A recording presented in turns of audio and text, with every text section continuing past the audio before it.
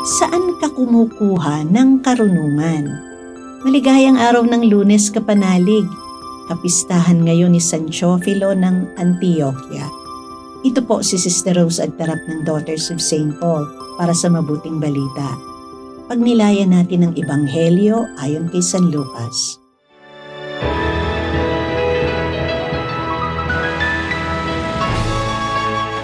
Nang dumadagsa na ang mga tao, nagsimulang magsalita si Jesus. Masamang lahi ang lahing ito. Humihingi ito ng palatandaan, subalit walang ibang palatandaang ibibigay dito, kundi ang palatandaan ni Jonas. At kung paanong naging palatandaan si Jonas para sa mga taga-Ninive, gayon din naman ang anak ng tao para sa mga tao sa kasalukuyan. Sa paghuhukom, babangon ang reyna ng timog, kasama ng mga lalaki ng lahing ito, at hahatulan sila, sapagkat dumating siya mula sa kabilang dulo ng mundo para masaksihan ang karunungan ni Solomon sa paghuhukom.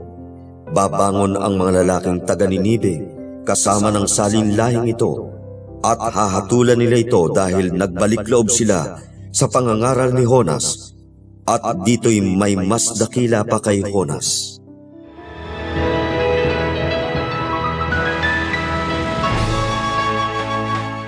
Mga kapanalig, sa mabuting balita ngayon, nabanggit ang reyna ng timog na naglakbay mula sa malayong dako upang makita si Haring Solomon at subukin ang kanyang karunungan.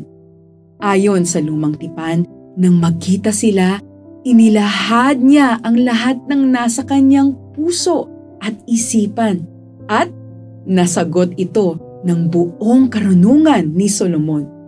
Sa kanyang kagalakan at pagkamangha, pinuri niya ang Diyos na nagbigay kay Solomon ng dakilang karunungan. Inialay niya ang ginto, pabango at hiyas bilang tanda ng paggalang.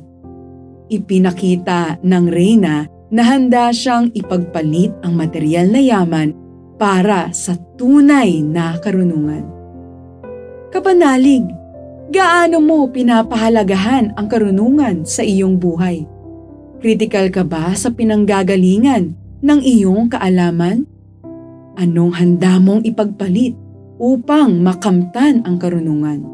At sa dami-dami ng mapagkukunan, saan ka kumukuha ng tunay na karunungan?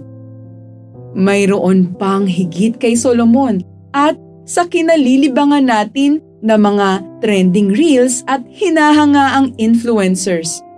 Huwag nating kalimutan na si Jesus ang bukal ng tunay na karunungan. Ang salita ni Jesus ay puno ng karunungan na siyang ilaw na gagabay sa atin araw-araw upang piliin ang kalooban ng Diyos. Sabi sa Aklat ng Karunungan, taimtim ninyong isipin ang Panginoon at taus-pusong hanapin siya. Matatagpuan siya ng mga hindi nag-aalinlangan sa Kanya. Nagpapakita siya sa mga lubos na nagtitiwala sa Kanya. Amen.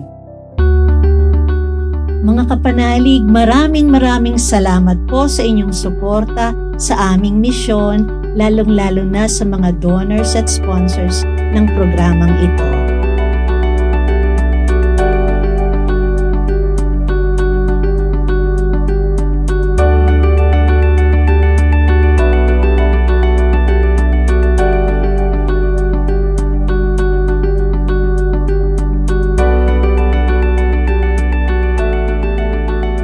Subscribe, like, share, and follow po lines sa aming social media accounts.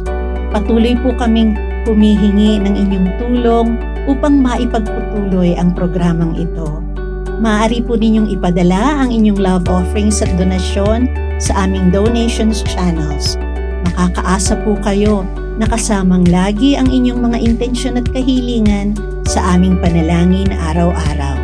Ito pong muli si Sister Rose na nag-aanyaya sa inyong manalangin kasama ni San Francisco para sa kapayapaan ng ating bayan at ng buong mundo.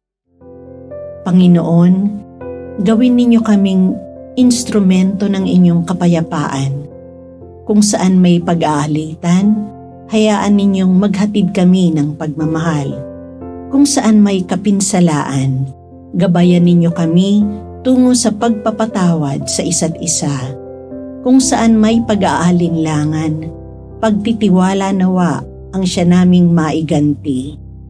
Kung saan may pagkabigo, pag-asa nawa ang aming maisaisip.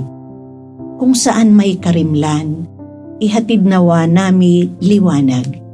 At kung saan man may taong nalulungkot, kaligayahan nawa ang aming maihandog. Naway lagi naming piliin ang magmahal sa aming kapwa na nilimot ng lipunan, kaysa asaming kami ang mahalin. Sapagkat ang tunay na pagtanggap nasa pagkakaloob at nasa pagpapatawad ang aming kapatawaran. Tanging nasa kamatayan ang muli naming pagsilang sa buhay na walang hanggan. Amen. We are here to provide a new way of communicating and proclaiming the gospel.